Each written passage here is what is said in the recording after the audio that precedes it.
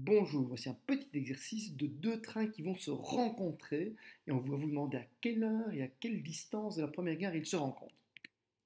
Le problème, un train Eurostar quitte Bruxelles, gare midi, à 14h52 pour arriver à Londres à 17h03, heure belge parce que normalement il y a une heure de décalage.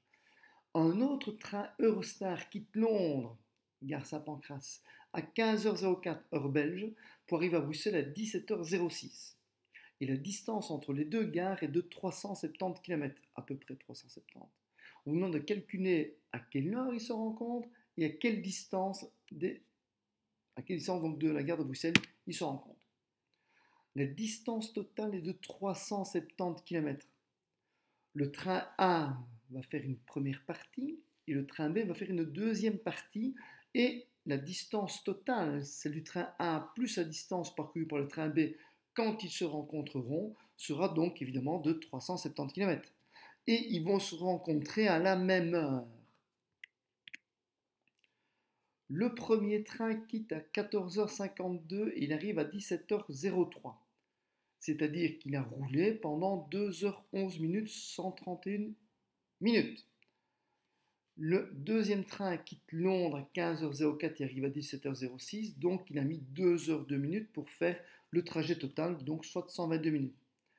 Je vais donc pouvoir calculer avec ce temps pour faire la distance totale, je vais donc pouvoir calculer quelle est leur vitesse moyenne. Et la vitesse moyenne du train A sera donc la distance totale pour faire le trajet total, donc 370 km sur 131 minutes. Et le train B qui quitte Londres, c'est 370 km pour faire la distance totale sur 122 minutes. Je reprends la distance totale, c'est ce que va parcourir le train A plus ce que va parcourir le train B quand ils se seront rencontrés. Le train A va rouler avec la vitesse VA moyenne qu'on a calculée juste précédemment, fois un certain temps TA. Le train B va rouler avec la vitesse moyenne qu'on vient de calculer, fois le temps pendant lequel il va rouler.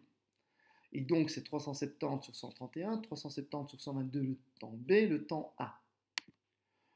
Comme l'Eurostar A quitte à 14h52 et l'autre à 15h04, il y en a un qui va rouler un peu plus longtemps. Le train A va rouler 12 minutes en plus que le train B. Donc le train A va rouler par rapport au train B 12 minutes en plus. J'ai donc une première équation, une deuxième équation. Je vais remplacer le temps A par TB plus 12, donc je fais une substitution, voici l'équation, et je n'ai plus qu'une inconnue ici, j'aurai donc pendant combien de temps le train B aura roulé. On met, pour résoudre ça, donc je multiplie par 370, et je multiplie par 131, donc je dois revoir les 370 qui se simplifient, et le 131 va simplifier ici aussi. Et donc, je vais pouvoir résoudre ça. Le plus 12 qui est ici, je vais passer de l'autre côté, donc ça veut dire moins 12. Si je résous et que je mets en évidence le temps B, je vais donc avoir TB. Et je vais donc avoir ici au total, si je mets ça, le temps B en évidence, donc voici ce que j'obtiens. Et si je résous, je vais donc avoir le temps B, donc je vais passer 1 plus ça fait 2 et des poussières, je vais passer ça ici en dessous.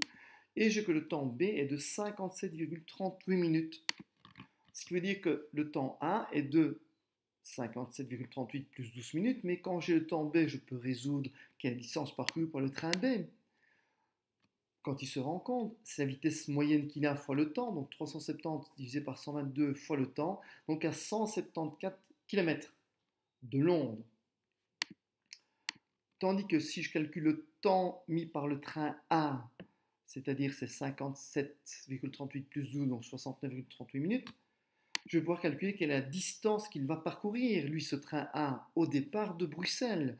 Et donc, c'est 370 sur 131 fois le temps en minutes. Donc, j'ai 195,96 km au départ de Bruxelles et 69 minutes après les 14 heures, de son départ. 14 heures, qui se rencontrent donc à 16h01 minutes. Et ils auront parcouru 195 km,6 de Bruxelles. C'est vraiment pas trop compliqué. Ciao!